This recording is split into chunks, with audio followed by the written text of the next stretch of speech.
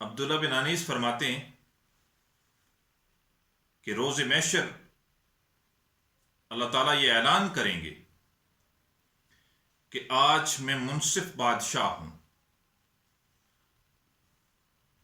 آج کوئی جنتی جنت میں اور کوئی دوزخی دوزخ میں نہیں جا سکتا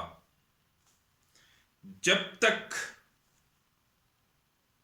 اہل حقوق کے حقوق دلوا نہ دیے جائیں۔ اور بنی اسرائیل میں 7 سال تک قید رہا، یہاں تک کہ لوگوں نے مردار کھانا شروع کر دیا۔ لوگ پہاڑوں پہ جاتے، دعائیں کرتے، گڑ گڑاتے، لیکن ان کی دعا قبول نہ ہوتی۔ آخر کار حضرت موسیٰ علیہ السلام پہ وحی نازل ہوئی اور فرمایا کہ اے موسیٰ انہیں کہہ دو اگر وہ عبادت کر کے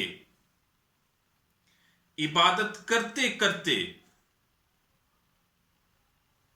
وہ خشک کوڑے کی مانند بھی ہو جائیں تو ان کی دعا کو قبول نہ کروں گا تب تک